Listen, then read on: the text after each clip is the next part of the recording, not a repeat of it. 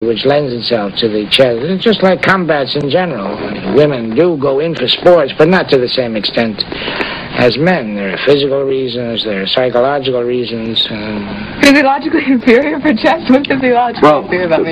The hemisphere that controls mathematic and spatial relationship abilities is developed more highly in the male than the female due to hormones.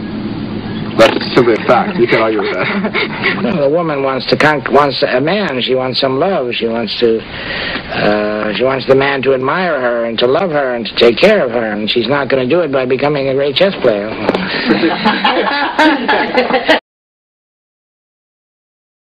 Everywhere, on the sidewalks, in the parks.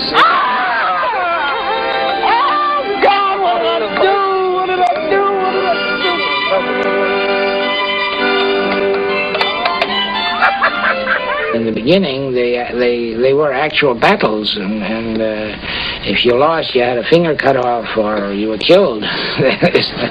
Why do you want to do this to me? The American chess players, you know, if you look at it in historical perspective, apart from Morphy, there's a very narrow range because they almost all come from the New York Jewish community, the Manhattan Chess Club and the Marshall Chess Club.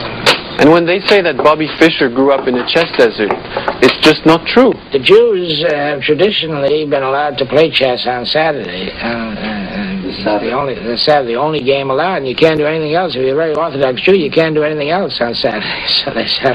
So they sat around playing chess. No, but E3, I've never seen this.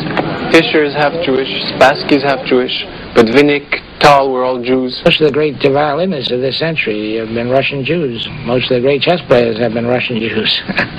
My own parents came from Russia. 58 to 1860, and he was a real national hero in his day. They practically mobbed him when he came back to New York from a triumphal European trip. But the French couldn't say Murphy, they said Morphy. When he came back from that famous trip, they gave an enormous... Fischer learns chess at the age of 6 and soon loses all interest in anything else. Master and U.S. champion at 14, international grandmaster at 15, the youngest grandmaster in history, wins the U.S. championship 8 times out of 8. Well, he's a genius. There's really no explanation for genius in any field. He's one and only. How do you explain Mozart? How do you explain Einstein? Because he was so focused on chess from an earliest age. All he ever wanted to do was play chess. He was kicked out of school. He never finished high school. He never did anything except play chess. Fischer.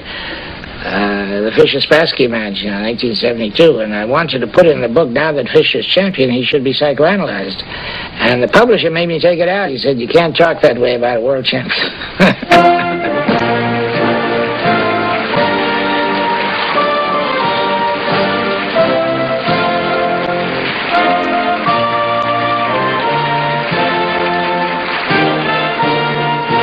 Extraordinary. I don't know if you'll get them. Did you get the fish at all when you were in Lone Pine? What does Spassky in the match was one of the greatest games they ever played because he had a positional combination 10 moves long. Nobody makes such positional combination. He foresaw the whole thing. But of course he didn't persist. He became a Nazi, and although he denied it and all that, as was typical of collaborators, no, it's all somebody else. He wrote a series of articles, and he stayed in Nazi Germany, and he was a very great chess player, but he was not a pleasant person. His federation was a laughingstock. A single individual wouldn't have a chance under these circumstances. And in all my years of chess, the U.S. Chess Federation was a ridiculous non-entity.